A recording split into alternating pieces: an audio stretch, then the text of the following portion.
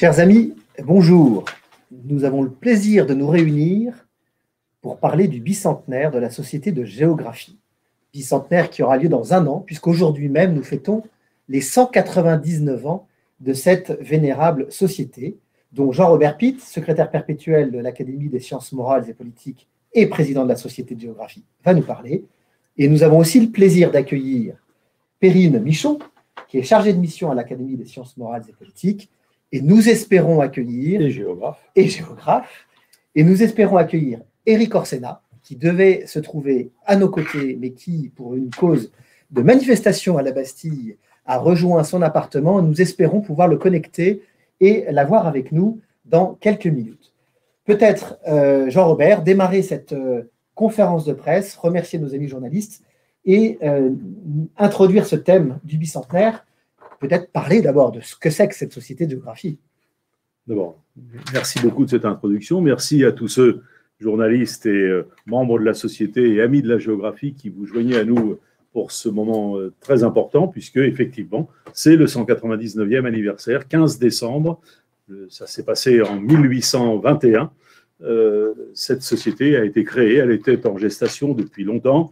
On parlait un peu sous l'Ancien Régime, où la géographie était très à la mode à la fin de l'Ancien Régime. Napoléon aurait voulu créer une société de géographie, ça ne s'est pas fait. Et finalement, ce sont des savants, il n'y avait pas de géographe patenté à l'époque portant ce titre, mais des savants, parmi lesquels beaucoup d'anciens de l'expédition d'Égypte de Bonaparte, qui a été un moment extraordinaire de la vie scientifique française, qui ont créé cette société, la première du monde. C'est pourquoi elle s'appelle Société de géographie et non pas Société de géographie de France ou de Paris, et qui fête donc bientôt ses 200 ans. Le but de cette société a été d'abord de rassembler un certain nombre de connaissances sur le monde.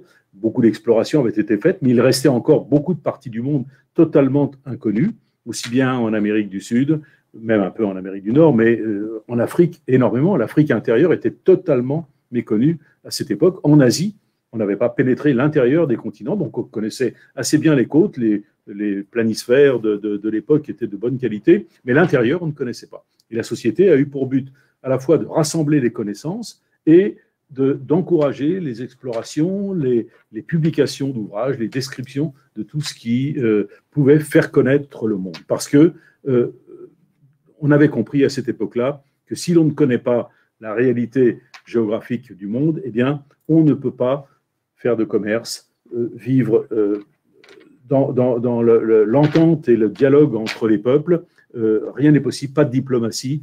La géographie est la base d'énormément d'actions humaines à la surface de la Terre et qui sont au service de l'humanité. Jean-Robert, je vais préciser pour nos amis journalistes que vous pouvez poser des questions tout au long de cette conférence de presse par le biais du chat en haut à droite de votre écran, mais que nos invités répondront à vos questions à l'issue des présentations. Donc, n'hésitez pas à commencer à poser vos questions, on les prendra bien évidemment et on les posera à M. Pitt et à Mme Michon. Peut-être, avant qu'on rentre dans le bicentenaire proprement dit, nous dire un peu quelle est l'histoire de cette société de géographie et puis son rôle aujourd'hui. Alors, son histoire est complexe et longue, mais elle a à la fois participé, comme je viens de le dire, au grand mouvement d'exploration, de connaissance du monde, de description du monde, de publication de cartes, de récits de voyage. Je pense à un des premiers qui a été un des premiers, pas diplômés, mais qui a reçu la grande médaille d'or de la Société de géographie, c'est René Caillé, découvreur le Tombouctou, qui a publié 3 volumes, et il n'aurait jamais fait cette expédition s'il n'avait pas été encouragé par la Société de géographie naissante et ensuite récompensé. Et donc ça fait partie vraiment des titres de gloire de la Société de géographie, la connaissance du monde. Et ça reste quelque chose d'actualité parce que le monde, on n'a plus de terra incognita, il n'y a plus de parties du monde qu'on ne connaît pas du tout, mais il y a énormément de phénomènes qui se passent à la surface de la Terre et qui relèvent de la géographie, qui ont besoin d'être étudiés de près. Je pense à ce qui nous arrive en ce moment, le réchauffement climatique, le djihadisme, la Covid-19, tout ça, ce sont des phénomènes qui tombent sur les épaules de l'humanité et qui ont besoin d'un regard géographique pour être éclairés. Si vous regardez le site de la Société de géographie, vous verrez que pendant les mois du premier confinement, on a énormément publié de textes, de cartes, d'explications de la géographie de la diffusion de cette pandémie. Donc les géographes ont une légitimité pour parler de tout, s'intéresser à tout, comme les historiens d'ailleurs, sauf que les historiens s'intéressent au temps et que nous, c'est l'espace. Pourquoi c'est ici et pas à côté? Pourquoi tel phénomène se répartit de telle manière dans l'espace avec telle frontière, qui est une frontière très stricte, comme il y en a beaucoup encore aujourd'hui dans le monde, ou des frontières très floues avec des transitions. Mais ça, c'est le métier de géographe. Et nous avons pour mission, depuis 2 siècles, et bien avant, depuis Hérodote, depuis l'Antiquité, les géographes ont pour mission d'aider leurs contemporains à comprendre le monde et par conséquent à mieux s'y comporter, à être plus responsables, plus actifs, à moins subir finalement les événements. Donc à être prêts à réagir et à imaginer des solutions. Il n'y a pas d'action territoriale à la surface de la Terre sans connaissance géographique. Et beaucoup de gens font de la géographie sans le savoir. Par exemple, les chefs d'État, les diplomates, ils peuvent ne pas avoir fait beaucoup d'études de géographie, mais il n'empêche qu'ils en font de la géographie. Et je dirais, pardon d'être un peu provocateur, mais que les grands responsables politiques qui n'ont pas fait de géographie parce qu'ils habitaient un pays où la géographie est une science un peu taboue, je pense à la Corée du Nord, qui est un des pays les plus fermés au monde, avec une des frontières les plus fermées qui existent, eh bien, on voit bien quand le chef d'État parle ou agit qu'il n'a pas de connaissance géographique, il ignore tout de ce qui se passe en Amérique, de ce qui se passe en Europe, de ce qui se passe en Afrique. Donc, il vit sur 2-3 connaissances superficielles et ça aboutit à des conséquences qui peuvent être dramatiques, catastrophiques pour le monde. On a coutume de dire, nous géographes, que, bon, c'est pour bien entendu mettre en valeur notre savoir et notre utilité, que l'ignorance géographique est une arme de destruction massive. Merci pour ces propos tout à fait engageants sur la géographie aujourd'hui. Nous devions donc poser cette question à Éric Orsena, qui a obtenu le Grand Prix de la Société de géographie 2020, et prix qui sera remis pour des raisons de Covid au moment du colloque du mois d'avril. Mais nous voulions lui demander sa passion pour la géographie. Pourquoi cette passion, lui qui n'est pas géographe, pourquoi cette passion pour la géographie? Malheureusement, les connexions se faisant mal ou ne se faisant pas, on reverra Éric Orsena en avril prochain, puisqu'il s'est engagé à participer au colloque. Mais je peux dire un mot, je ne veux pas parler à sa place, mais je l'ai entendu suffisamment de fois. Il se trouve qu'on fait partie d'une institution qui est l'Institut de France, tous les deux, mais que nous faisons partie aussi de l'Académie du vin de France. Et je voudrais vous citer une phrase de lui, qui vous aurait sans doute dite ici si on l'avait provoqué, une phrase qui montre bien son amour de la géographie. Quand il boit un verre de bon vin, il dit « Ah, le vin, c'est de la géographie liquide ». Parce que le bon vin ressemble au terroir d'où il vient, à l'endroit d'où il vient. Donc, est-ce que j'ai 20 secondes pour dire une chose que je n'ai pas pu dire tout à l'heure ou que j'ai oublié de dire, c'est que la Société de géographie a participé à beaucoup d'événements de la vie du monde. Par exemple, le percement du canal de Panama. On a eu Ferdinand de Lesseps comme président. Par exemple, le congrès panarabe de 1915, qui est très important parce que ce sont les nations arabes de l'Empire ottoman qui demandaient de l'autonomie. Par exemple, la création de l'Alliance française qui s'est faite dans les murs de la Société de géographie et plein d'événements très importants qui montrent à quel point la Société de géographie a joué un rôle dans l'émergence du monde moderne, du monde contemporain et en accompagnement de toute la révolution technique du 19e et du 20e siècle. Au cours des 2 siècles écoulés, on voit cette richesse du travail de la Société de géographie. Dans le dossier de presse, d'ailleurs, il y a un certain nombre d'éléments qui sont rappelés.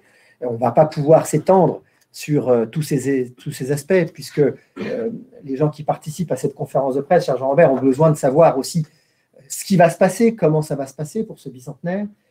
Mais avant de parler de tout ce qui va se passer au cours de l'année, tu as choisi une thématique, les 5 sens, pour célébrer la géographie. Et pourquoi cette thématique des 5 sens? Tu as parlé du vin, on a déjà eu un premier sens. J'ai 12 heures pour expliquer. Non, je n'ai pas 12 heures. Non, brièvement, et je pense que Perrine pourrait en parler aussi bien, parce qu'on a beaucoup parlé de géographie avec Perrine et on a des idées communes sur le sujet. Nous regrettons que la géographie, comme certaines sciences humaines, ait pris un virage d'une partie de nos collègues et des chercheurs un peu trop théoriciens et éloignés de la réalité perceptible, de la réalité sensuelle, de la réalité séduisante, qui fait que, par exemple, les gens ont plaisir à voyager. Pourquoi les gens ont plaisir à voyager? Au fond, ils ne se disent pas avec ces mots-là, mais parce qu'ils aiment la géographie. Ils aiment découvrir des lieux nouveaux, des gens différents, essayer de comprendre pourquoi c'est différent ici de là. Et il nous a semblé que mettre en valeur pour ce bicentenaire, qui est un moment où l'on veut faire aimer la géographie, où on veut la rendre séduisante, la montrer sous son meilleur jour, eh bien, ça passait par les 5 sens. C'est-à-dire que, bien sûr, quand on pense géographie, on pense souvent paysage en premier, donc la vue, mais la géographie, ça s'entend. La géographie, ça se hume parce que les odeurs varient d'un pays à l'autre, d'un espace à l'autre, d'une pièce à l'autre dans la maison. Et la géographie, ça se goûte aussi. Donc, on a parlé du vin, mais la gastronomie qui est un autre sujet d'intérêt. Et je crois que Mathieu l'a fait, a un petit intérêt pour ces choses-là, me semble-t-il.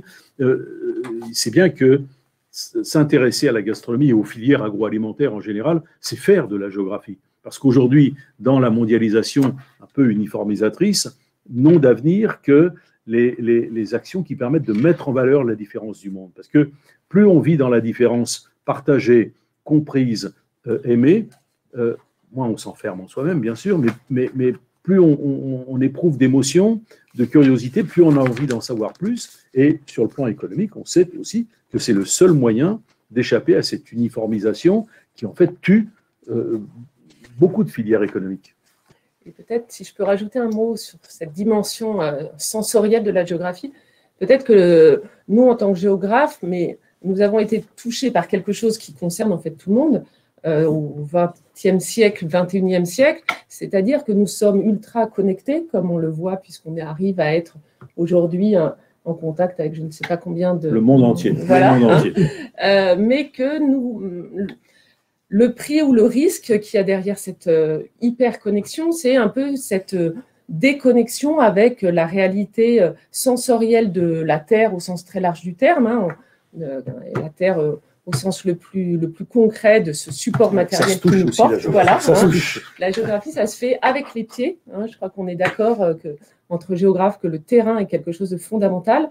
Et c'est cette approche-là très concrète, très sensorielle qu'on a envie de mettre en avant au cours de cette année de la géographie pour nous permettre de nous reconnecter à des choses qui nous donnent énormément d'informations, qui ont du sens et qui nous permettent de comprendre et de lire le monde dans lequel on évolue tous les jours en tant qu'individu et en tant que géographe quand c'est notre profession. Cher Jean-Robert, avant de redonner la parole à Perrine Michon, qui va nous parler d'un des premiers événements de cette année de la géographie que vous venez d'annoncer, est-ce que tu peux nous dire comment va être jalonnée cette année? On va rentrer sur certains de ces aspects dans le détail, et évidemment sur la cérémonie qui va nous réunir dans un an, jour pour jour, mais peut-être la façon dont tu as construit le programme avec les membres de la société. Oui, on a construit, enfin ça fait pas mal de mois, peut-être même ça fait 2 ans que nous réfléchissons à ce bicentenaire, parce que nous nous disons, au fond, ceux qui sont géographes ici, évidemment, qu'ils ne m'écoutent pas, mais ceux qui ne sont pas géographes, les journalistes par exemple, qui sont parmi nous aujourd'hui, savent bien que la géographie n'a pas une image extraordinaire parce qu'elle est souvent enseignée de manière très formelle dans le secondaire, et je ne critique pas mes collègues qui ont beaucoup de mérite à enseigner la géographie et l'histoire en même temps, mais elle n'a pas une image aussi séduisante que l'histoire, par exemple, il faut bien le reconnaître. Donc nous nous disons, comment pouvons-nous faire aimer la discipline qui nous fait vivre, mais que nous aimons profondément, parce qu'elle nous donne de l'optimisme, elle nous donne de la joie de vivre, de l'imagination et du désir de connaître l'ailleurs et l'autrui.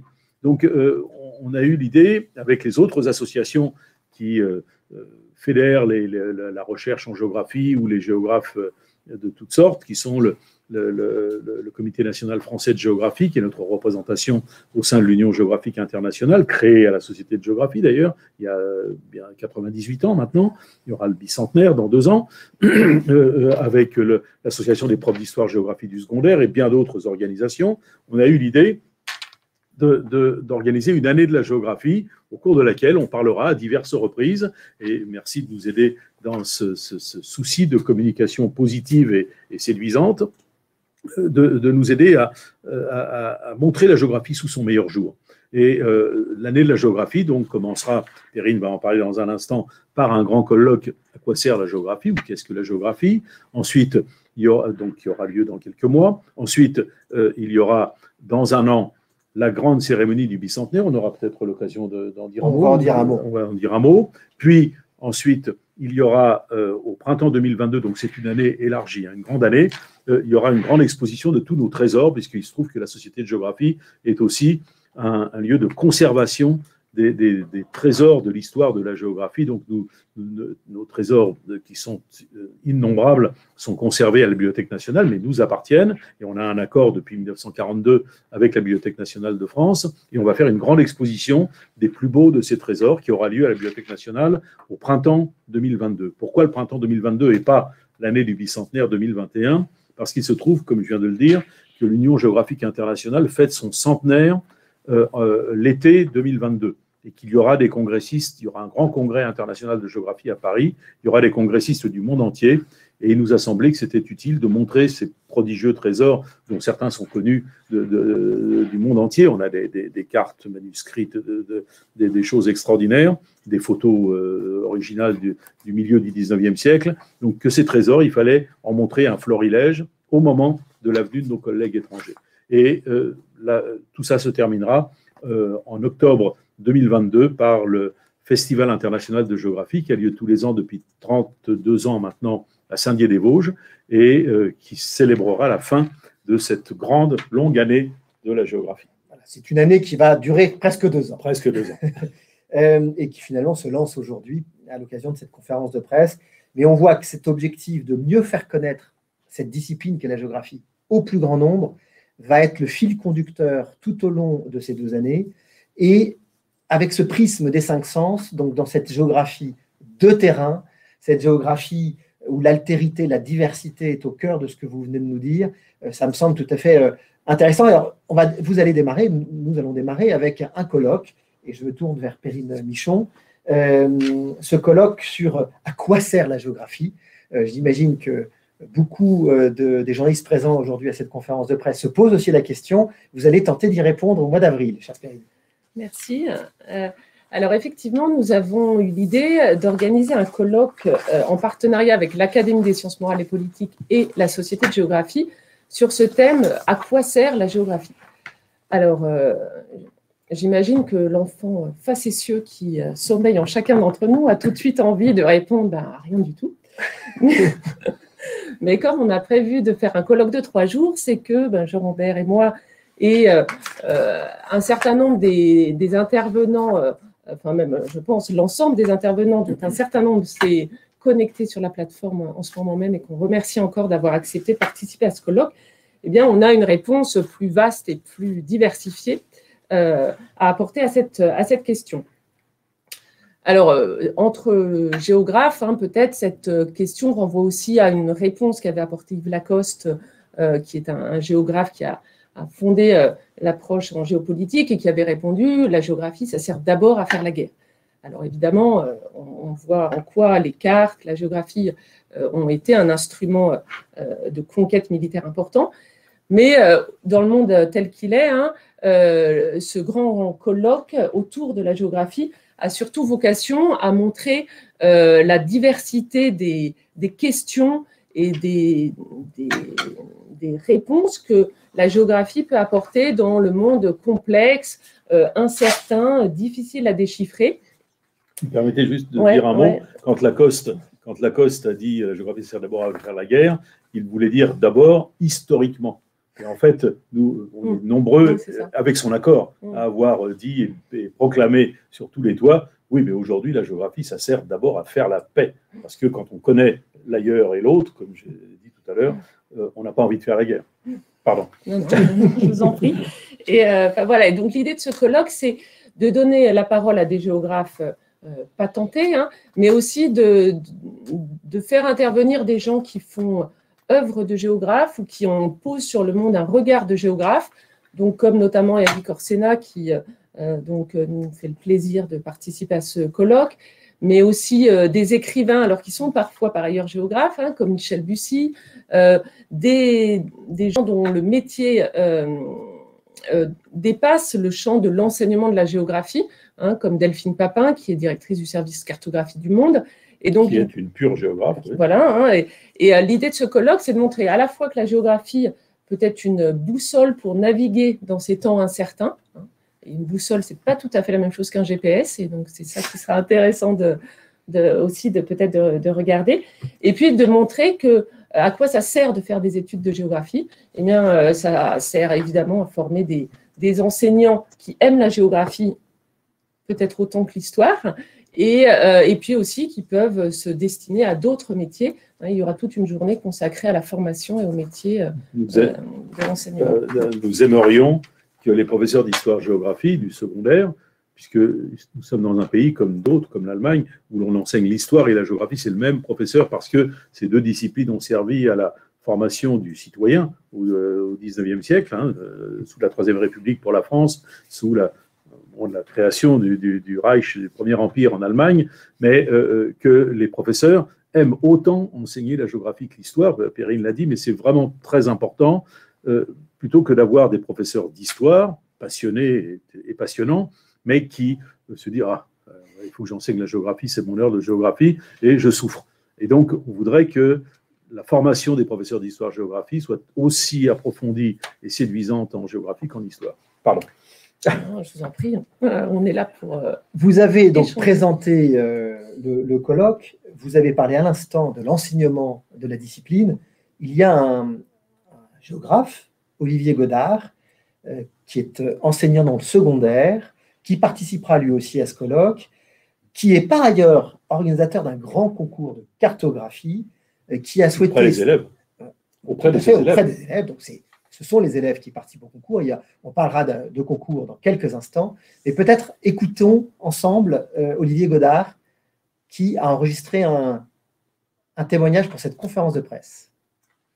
Bonjour, je m'appelle Olivier Godard, je suis professeur d'histoire-géographie dans un collège du Maine-et-Loire, entre Angers et Saumur, sur les bords de Loire. Je voulais ici parler aujourd'hui de l'enseignement de l'histoire-géographie, et en particulier de la géographie au collège. Cet enseignement de la géographie est très intéressant et a de multiples intérêts pour les élèves. Des intérêts qui sont liés au savoir, évidemment. La géographie permet d'apprendre aux élèves de tas de choses sur le monde dans lequel ils vivent, mais pas seulement, hein, j'allais dire, sur l'ensemble du monde habité, des notions de territoire, d'océan et de tout ce que l'on veut. La géographie permet également de s'approprier un certain nombre de savoir-faire purement géographique, ou en tout cas beaucoup utilisé par la géographie, l'utilisation et l'apprentissage de la lecture du paysage, par exemple, ou encore l'utilisation et la lecture de cartes. La géographie permet enfin, dans le cadre du cours et de ce que l'on apprend aux élèves, à permettre de devenir des citoyens éclairés, qui peuvent, bien, j'allais dire, connaître leur territoire, s'approprier leur territoire, et ainsi en devenir peut-être un jour de futurs acteurs. Dans l'enseignement de la géographie, et géographie signifiant écrire la Terre, eh bien, je dirais que la cartographie a une place à part. Une place à part également dans mon enseignement qui va permettre aux élèves de s'approprier le langage cartographique, utiliser la cartographie. Cartographier avec des collégiens, ça permet à ces collégiens, j'allais dire, de développer de nombreuses qualités. D'abord, faire des cartes, c'est utiliser, j'allais dire rechercher, collecter un certain nombre de données, des données géographiques qu'il va falloir ensuite localiser, des données qu'on va pouvoir qualifier de cartographiables. Chercher ces données, c'est pas un exercice simple. Les élèves vont devoir faire preuve d'esprit critique, aller chercher dans les livres, dans les atlas évidemment, mais également sur Internet. Et donc s'approprier à nouveau du savoir qu'il va falloir placer sur une carte. Une fois que ce savoir est j'allais dire acquis, ou en tout cas qu'il a été archivé par les élèves, il va falloir ensuite le classer. Classer ces informations géographiques, permet tout simplement de construire une légende. Une légende avec un certain nombre de données, de thématiques qu'il va falloir titrer. Donner un titre à ces éléments de légende, c'est apprendre aussi à écrire, à argumenter sur l'espace. Construire la légende, c'est également chercher des figurés. Ce n'est pas un exercice si simple que cela. Et les élèves, en traçant des figurés, en cherchant des figurés, apprennent aussi à un nouveau langage, un langage qui leur permet de faire des lignes, des points, des surfaces, pour remplacer, j'allais dire, les phrases qu'ils ont l'habitude de faire lorsqu'ils écrivent un texte ou une dissertation. Et puis la cartographie, c'est enfin réaliser une carte. Et pour réaliser une carte, il y a plusieurs données et plusieurs éléments qu'il ne faut pas oublier de faire pour eux. D'abord, il faut choisir un fond de carte. Et choisir un fond de carte, c'est déterminer dans quel espace on se situe. Ce fond de carte, on va l'orienter, évidemment, on va lui mettre une échelle, lui donner une échelle pour comprendre où on se situe dans l'espace. Et puis, faire une carte, réaliser une carte, c'est ensuite y placer une nomenclature. Y placer les noms des villes, des pays, des fleuves, des mers qui entourent, qui sont sur la carte que les élèves sont en train de réaliser. Cette nomenclature, il faut l'écrire correctement, évidemment, mais il faut surtout aussi qu'elle soit claire à l'œil. Il faut donc utiliser différentes couleurs, savoir placer un fleuve, le long de son cours, par exemple. Et enfin, c'est la partie peut-être la plus importante, par que de la partie finale, cette réalisation de carte va se terminer par ce que certains appelleraient du coloriage, mais qui consiste simplement à reproduire les figurés sur l'espace qu'on a choisi. Et reproduire ces figurés, c'est un exercice hautement difficile. Difficile au départ, c'est-à-dire qu'il faut d'abord comprendre qu'il faut choisir des bonnes couleurs, mettre des hachures lorsqu'on a plusieurs aplats de surface, par exemple. Et puis, réaliser une carte au niveau du coloriage, c'est aussi apprendre à transmettre un message. Plus la carte est jolie, entre guillemets, plus elle sera facile à lire, à l'œil. Mais au-delà de ce qui est joli, il faut aussi qu'elle soit claire. Et ça, la clarté, c'est quelque chose qui s'apprend en classe et qui n'est pas un exercice aussi simple que ça en a l'air. Eh bien, merci pour ce témoignage à Olivier Godard. On sera heureux de l'écouter en avril. Voilà, quand même, il y a des profs du secondaire enthousiastes. Peut-être, Jean-Hubert, avant de te redonner la parole et redonner la parole à Perrine, rappelez aux journalistes que vous pouvez d'ores et déjà poser vos questions qu'on va prendre dans quelques minutes. Nous avons encore 2 éléments à vous présenter avant de rentrer dans le dialogue. Donc, les questions par le chat, vous pouvez dès à présent les poser. Ça facilitera l'organisation de l'échange. On a parlé d'un concours. Vous avez une annonce à nous faire pour cette année de la géographie, chère Perrine? Alors, effectivement, il y existe déjà, comme Olivier Godard le fait, des différents concours pour stimuler la créativité géographique des élèves sous différentes formes. Des jeunes. Ouais. Et donc, nous, à l'occasion de cette grande année de la géographie, nous avons eu envie de proposer un concours ouvert à un très large public, un concours qui s'appelle l'Amour de la géographie, auquel on invite à participer quiconque. Alors, c'est un peu comme Tintin. Hein, c'est Savorian de Brazza, oui, voilà. Qui était membre éminent de la Société de géographie. Oui, vous parlerez peut-être de l'amour des gens de Brazzaville. Oui, il a son mausolée à Brazzaville.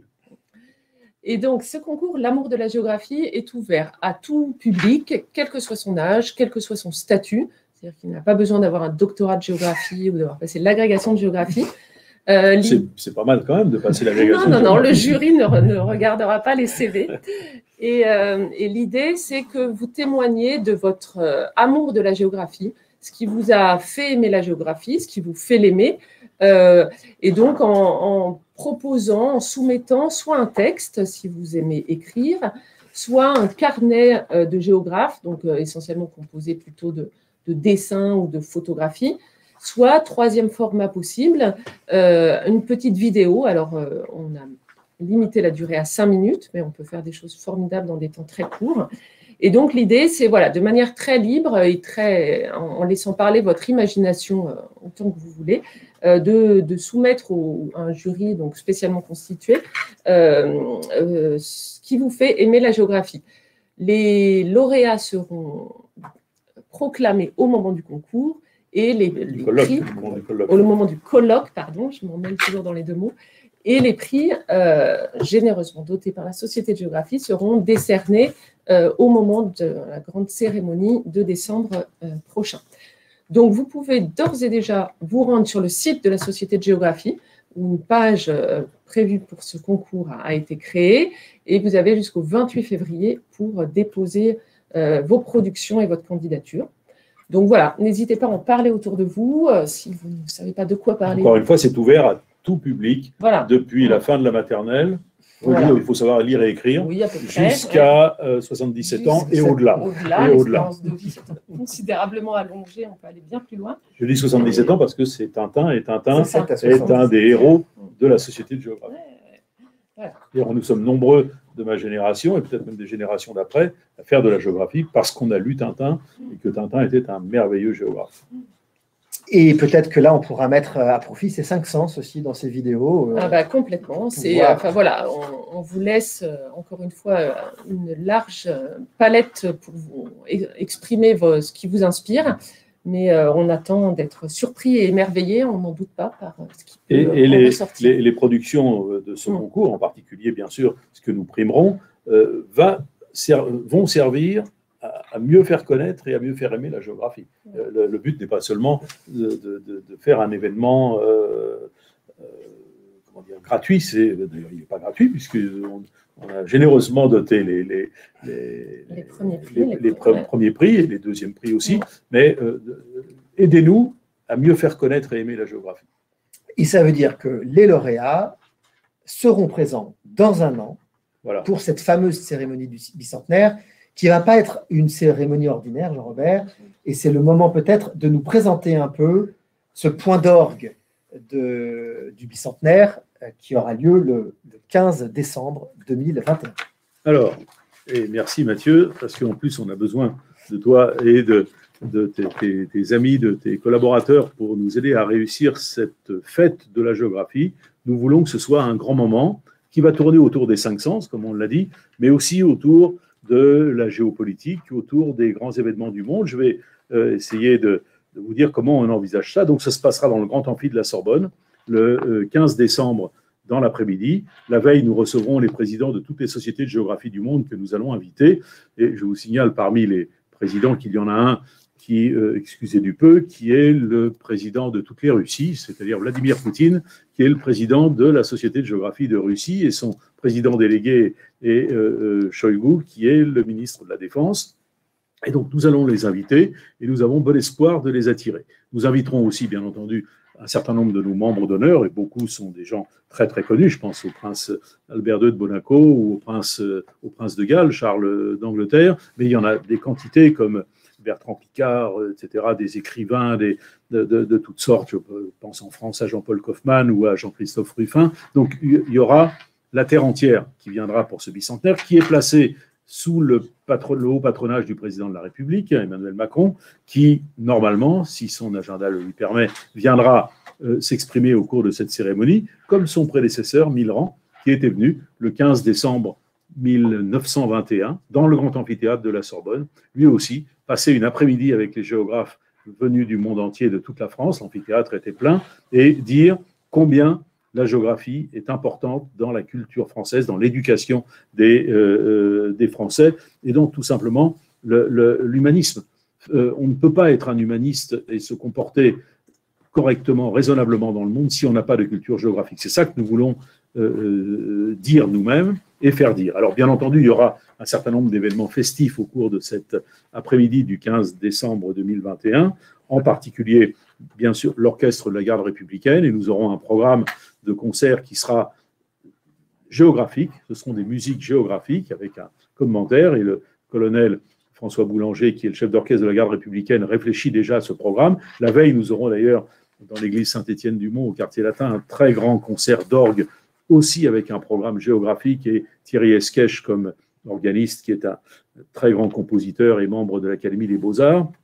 Nous aurons un grand parfumeur qui est Francis Kurdzian, qui va créer un ensemble d'éprouvettes de parfums, qui viendra nous commenter sur la scène de la Sorbonne, qui exprimeront les différents paysages de France, les odeurs des différents milieux français. Et il réfléchit beaucoup à ça, et c'est un projet qui le passionne. Et nous sommes en relation avec de grands partenaires du côté de l'agroalimentaire, en particulier du solide et du liquide, de façon à ce qu'on puisse déguster des produits de toute la France, des vins de toute la France, voire du monde, puisque un de nos partenaires, que je ne veux pas citer, mais enfin vous pouvez le deviner, produit des grands vins dans le monde entier. Et je trouve que dans les salons de la Sorbonne, d'avoir cette dégustation des vins du monde, ce serait un moyen d'exprimer l'un des 5 sens auxquels beaucoup de géographes sont très attachés, quelle que soit leur façon de faire de la géographie. Donc, ce sera un moment à la fois solennel, avec de hautes personnalités. Donc, nous espérons vraiment la présence du président de la République, et on fait tout pour le convaincre d'être présent, et en même temps, que le public qui sera là, il y aura des jeunes aussi, il y aura des classes de lycée. Enfin, on est en train d'organiser le public, enfin la composition du public que nous allons inviter, mais l'amphithéâtre sera plein, évidemment. En tout cas, ce sera un très grand moment d'amour de la géographie, de déclaration d'amour à la géographie et de partage de belles émotions. Il y a une personnalité qui nous a fait aimer la géographie, qui nous a fait découvrir la géographie, que nous avons suivi à la télévision et qui va animer ce colloque. Est-ce que tu peux nous en parler, Jean-Robert? Oui, alors c'est notre Grand Prix de l'année dernière, il se trouve que je le connais depuis quelque temps, mais qu'il n'est pas géographe de formation, mais il a un véritable amour de la géographie qui s'est révélé. C'est Jamie Gourmaud, que vous connaissez, qui est un journaliste, mais qui est responsable d'émissions donc, de scientifiques à la télévision, et qui a accepté de venir animer cet après-midi où nous avons besoin de passeurs comme lui. Jamie Gourmaud, c'est un passeur qui peut expliquer de manière extrêmement simple, mais sans simplification excessive, de manière extrêmement simple des choses très compliquées sur le climat, sur les volcans, sur les courants marins, sur toutes sortes de phénomènes. Et je crois que la géographie a un peu pâti ces dernières années d'un manque de passeurs, d'un manque de vulgarisateurs au bon sens du terme, parce que ça n'a rien de scandaleux de vouloir vulgariser. S'enfermer dans un jargon universitaire incompréhensible par le commun des mortels, c'est le meilleur moyen de tuer une discipline comme la géographie, mais comme d'autres disciplines se sont suicidées en voulant s'enfermer. Nous avons donc un programme extrêmement riche qui va nous conduire jusqu'à ce bicentenaire. Avant de donner la parole aux journalistes, pour montrer la diversité de ce que la Société de géographie a voulu, tu es en train de travailler à une bande dessinée, on peut peut-être en parler? Alors, nous allons faire 2 livres pour le bicentenaire.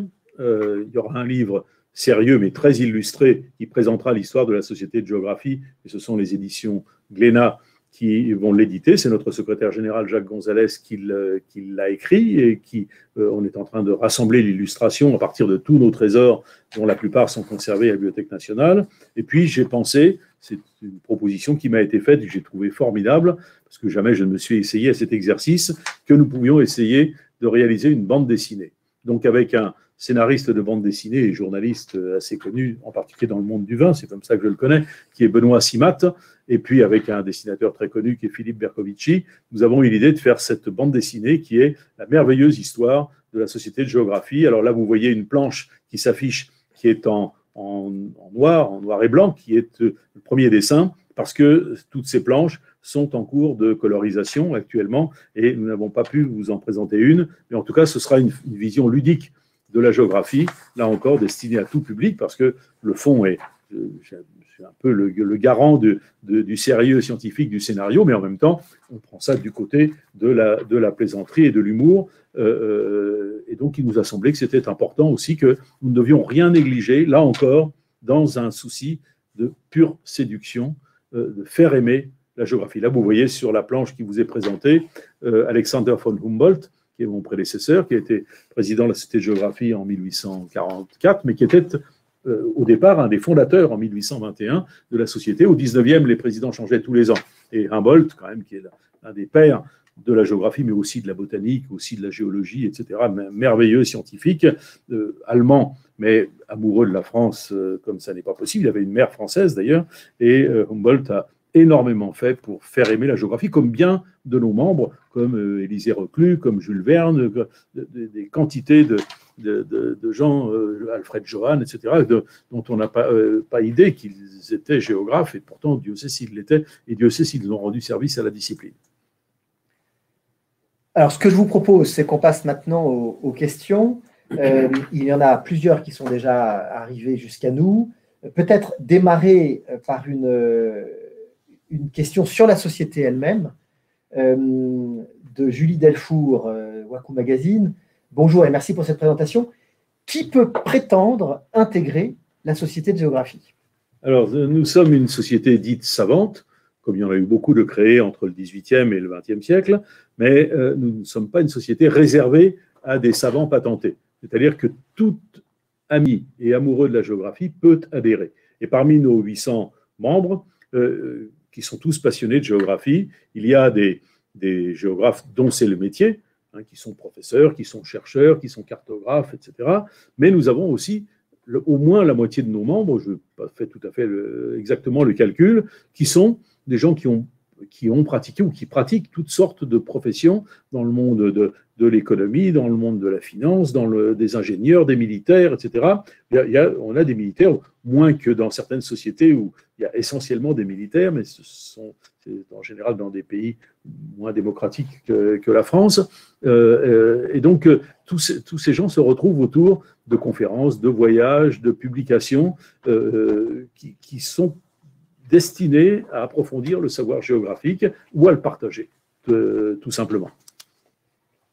Et du coup, pour prolonger la question de Mme Delfour, Mme Delfour peut être membre de la Société de géographie. Ou ses lecteurs, si elle écrit un papier sur ce dossier, de quelle manière peut-on... Il suffit de se reporter sur le site Société de géographie. Voilà, bon, .fr, vous allez le trouver facilement. Tapez sur Société de géographie, vous allez le trouver très facilement. Et vous pouvez adhérer très facilement. Alors, on a cette vieille pratique de beaucoup de sociétés qui consiste à avoir 2 parrains. Si vous ne les avez pas, on va vous les trouver, mais rejoignez-nous et vous ne serez pas malheureux. Beaucoup de gens qui sont venus, souvent par amitié, tiens, tu devrais adhérer toi aussi, sont venus parce qu'il y avait un voyage, parce qu'il y avait un colloque qui les intéressait, et ces gens-là ne veulent plus quitter la Société de géographie. La société a eu jusqu'à 3500 membres au fin du 19e siècle, elle a beaucoup baissé, puis elle a remonté, et aujourd'hui, nous avons des adhésions permanentes de toutes sortes de gens, de tous âges, et on a un grand homme d'affaires, je peux le citer, il ne va pas m'en vouloir, qui est Mestralet. C'est son grand-père, je crois, qui lui a payé son adhésion à vie à 14 ans, et il est toujours membre de la Société de géographie. Donc, voilà, donc venez. Plus on sera nombreux, plus on fera de choses intéressantes. C'est un endroit où on ne s'ennuie pas. Alors, pour parler justement des moyens de communication, notamment d'Internet, de votre site Internet, Colette Marie, journaliste à Ouest France, vous demande d'abord si le site Wikipédia sera mis à jour. J'imagine effectivement que vous allez vous en occuper. Et de savoir si un site Internet sera créé pour cette occasion par la Société de géographie ou autre. Alors, sur le site de la Société de géographie, il y a une rubrique bicentenaire de la Société de géographie. On va la nourrir, bien entendu, et on compte sur Mathieu et ses collaborateurs et Arnaud Narcy pour nous aider à le faire vivre. Bien entendu, il y aura de plus en plus d'informations à mesure qu'on avancera vers le bicentenaire dans un an. Et puis, nous avons prévu une plateforme qui va être dédiée effectivement au bicentenaire, qui sera complémentaire du site Internet, sur lequel un certain nombre d'informations spécifiques seront mises en place et sur laquelle aussi, pour tout ce qui concerne la cérémonie proprement dite, les gens pourront s'inscrire, puisqu'évidemment, et ça je pense que c'est peut-être quelque chose qu'il faut avoir en tête, ça va être un grand événement international. Tu as cité des personnalités éminentes dont nous attendons, que nous espérons avoir à nos côtés. Donc, après cette année 2020 complètement bloquée par le Covid et cette année 2021, au cours de lesquelles peut-être les prochains grâce mois, à la géographie, on va vaincre la Covid. En tout cas, on ne va peut-être pas pouvoir beaucoup se déplacer pendant encore quelques mois, mais en fin d'année, normalement, la situation sanitaire fera que du monde entier devrait se retrouver des personnalités à la Sorbonne. Donc, les sites Internet et la plateforme permettront de regarder tout ça. Et Mathieu, si je ne me trompe pas, techniquement, cette plateforme est accessible via le site de la Société de géographie. Tout à fait. Donc, il suffit d'aller sur le site de la Société. Alors, regardez ce site de la Société de géographie parce qu'il y a énormément, depuis 3 ou 4 ans, où nous essayons de le nourrir, de l'enrichir, énormément de témoignages de jeunes géographes, d'histoires de jeunes géographes universitaires, chercheurs, qui racontent pourquoi ils font de la géographie, comment ils la font, pourquoi ils l'aiment. Et il y a beaucoup de films, et beaucoup de témoignages écrits aussi, reportez-vous sur ce site, vous ne le regretterez pas. Nous avons aussi une question de Paul Arnoux de l'École normale supérieure de Lyon qui vous demande comment Paul. situer la Société des explorateurs par rapport à la Société de géographie. Alors, la Société des explorateurs est beaucoup plus récente. Elle rassemble des voyageurs. Aujourd'hui, l'exploration n'a plus du tout le même sens qu'au XIXe siècle. Au XIXe siècle, il s'agissait de recenser la réalité des richesses du monde, de la géographie du monde. Aujourd'hui, chez les explorateurs, il y a encore quelques scientifiques qui vraiment participent au progrès de la science géographique, mais il y a aussi beaucoup d'aventuriers, beaucoup de sportifs, qui sont des gens extraordinaires, très, très sympathiques, et nous avons une relation étroite, puisqu'il se trouve que c'est nous qui les hébergeons dans notre siège, 184 boulevard Saint-Germain, ils ont leur siège là, et qu'une fois par mois, ils organisent, dans le cadre des conférences qui sont données dans l'amphithéâtre de la Société de géographie, où je vous conseille de vous rendre parce que c'est un très bel endroit que nous avons rénové l'année dernière en vue du bicentenaire, et ils donnent des conférences qui sont illustrées de films en général et qui permettent aussi de rêver sur les paysages les plus extraordinaires du monde. Parmi les explorateurs bien connus, certains sont des écrivains, je pense à Sylvain Tesson, qui fait partie de la Société des explorateurs, mais qui, lui, a une formation universitaire de géographie auparavant, et qui fait partie, comme Ruffin et d'autres, ou même Éric Orsena, qui est avec nous, hein, j'espère qu'il est par là, comme Éric Orsena, qui sont des voyageurs éclairés, attentifs, et qui sont des buvards par rapport à la diversité du monde, à sa réalité, et qui sont des passeurs en même temps, parce qu'ils arrivent à transmettre leurs émotions, leurs impressions réfléchies souvent et bien écrites en direction du plus large public possible. Nous avons besoin dans la géographie des explorateurs et des écrivains voyageurs. Plusieurs journalistes nous demandent s'il sera possible d'assister à l'événement le 15 décembre prochain. Alors, on n'a pas tout à fait organisé encore les choses. Ça va dépendre du nombre de personnes qu'on peut placer dans le grand amphithéâtre de la Sorbonne. Dans les conditions actuelles, évidemment, ce serait très limité. Nous espérons que d'ici un an, nous aurons vaincu enfin la méchante bête qui répand la terreur sur la planète. Je veux parler de la Covid-19 et que nous pourrons remplir le grand amphithéâtre de la Sorbonne, c'est-à-dire avoir 1000 personnes. Cela dit, s'il y a les hautes personnalités que j'ai évoquées, ce que nous espérons vivement, évidemment, nous aurons un système de contrôle d'inscription. Ce sera organisé dans les temps de façon à ce que le maximum de gens puissent venir. Et puis, on a de tels bons moyens de communication aujourd'hui que nous pourrons retransmettre pour ceux qui, malheureusement, ne pourraient pas être présents. Nous pourrons retransmettre tout ce qui va se passer au cours de cette cérémonie et j'espère diffuser largement, y compris en podcast, tout ce qui va se passer. Ça devrait être un très grand moment. Il y aura aussi des moments gastronomiques la veille. Il y aura évidemment un grand banquet géographique.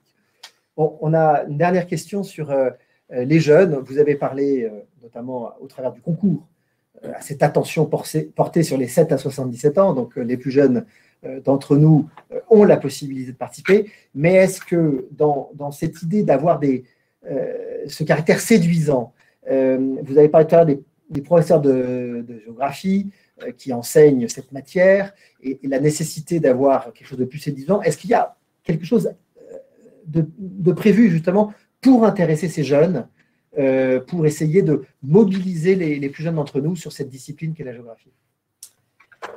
Alors, je crois que finalement, on a tous été dans notre enfance un géographe qui s'ignorait, parce que finalement, l'enfant est un géographe peut-être inné parce que on a tous des souvenirs d'avoir… Surtout ceux qui ont des parents géographes. Ça, alors là, ceux-là, ils sont très bien partis dans la vie. Non, je ne sais pas. Mais vous faites perdre le fil. On parlait de ce que vous espériez mettre en œuvre pour justement intéresser les plus jeunes d'entre nous. Donc, il y a ce concours qui, encore une fois, peut concerner des enfants, des adolescents et puis des adultes. Mais je parlais de cet enfant intérieur. Amoureux des cartes et des stamps. Amoureux des cartes, on a été, je crois, encore une fois, tous pétris, même les plus urbains d'entre nous, de souvenirs de vacances où on a observé les phénomènes qui nous entouraient. Et je crois que le regard du géographe, c'est vraiment de construire ce sens de l'observation, de développer cette capacité de saisir autour de nous des micro-détails ou des choses à des échelles plus larges qui nous font comprendre le monde dans lequel on vit. Et moi, je dois dire que je suis assez confiante dans la capacité des jeunes générations d'aujourd'hui à Merci pour les vieilles générations. à naviguer. Donc, il y a ce concours. Et puis… Les jeunes viendront le 15. Voilà, et nous espérons largement, via ce concours, via tout ce qu'on pourra faire autour de la géographie d'ici avril et d'ici décembre prochain, que le public qui sera et à l'Institut de France, et à la Société de géographie, et à la Sorbonne, autour de ces grands moments, soit composé, soit bigarré. On essaiera de montrer sur la scène, d'une manière ou d'une autre, les résultats du concours, de façon à ce que tout le monde comprenne qu'il y a beaucoup d'amoureux de la géographie, de toute génération, de tous âges. Voilà, et donc on invite largement un public à s'inscrire et au concours, et au colloque, et à la cérémonie du bicentenaire.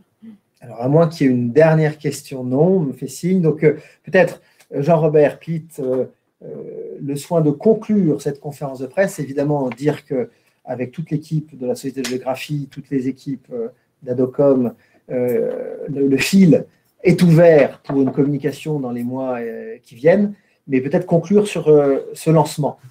Oui, d'abord, merci à Adocom, merci à Compublic, c'est-à-dire à nos partenaires, parce qu'il nous a semblé que on n'était pas très doué, que ce n'était pas notre profession de faire de la communication autour d'un événement comme ça.